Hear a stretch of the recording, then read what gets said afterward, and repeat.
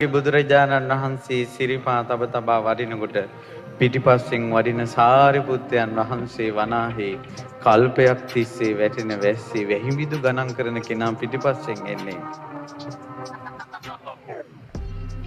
උන්වහන්සේ ප්‍රඥාව නැමැති පර්වතයේ මුදුනට නැංග ශ්‍රාවකයා පිටිපස්සෙන් එන්නේ. බුදුරජාණන් වහන්සේ පිටිපස්සෙන් එන නීල වර්ණ ශරීරයේ ඇති උත්තමයන් තමයි ඉරහඳ අතගාන කෙනා. මේ මහ පොළොව අනිත් පැත්තට පෙරලා පෘථිවි රසය උඩට ගන්න පුළුවන් කෙනා. මුගලන් මහරහතන් වහන්සේ. බුදුරජාණන් වහන්සේ පිටිපස්සෙන් එන අනිත් ශ්‍රාවකයන් වහන්සේ තමයි. උන්වහන්සේ මේ අත් දෙක එකතු කරලා කාට හරි වැන්දොත් අපේ මහා කස්සපයන් වහන්සේ. කාට හරි අත් දෙක එකතු කරලා වැන්දොත් එයාගේ හිස ගැලවිලා වැටෙනවා. උන්වහන්සේගෙන් වැඳුම් ලබන්න ගුණවතෙක් නැහැ.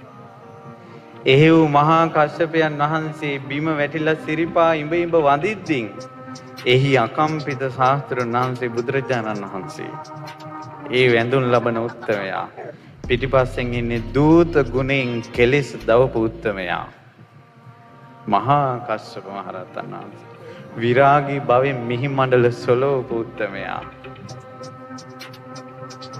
තප්පරයකට වචන 60000කටත් වැඩිය මතක දුටු දුරුවන්ගේ දුක් දුරු කරන ආනන්දයන් වහන්සේ පිටිපස්සෙන් වඩින්නේ.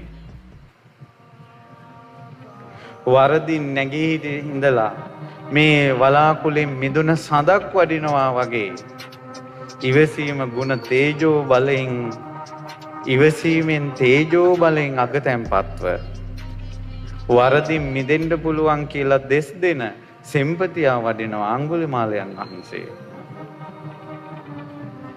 රාජ සිටු මැදුරු අත්හැරලා කසාවත් දරාගත් නිකලෙස් උත්තමයෝ පිරිවරාගෙන ඉන්නේ.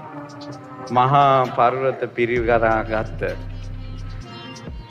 මහා මේරු පර්වතයක් වගේ බුදුරජාණන් වහන්සේ නිකලෙස් මුනිවරු පිරිවරාගෙන වඩිනවා. මේ වනාහි බුද්ධ ශාසනයයි.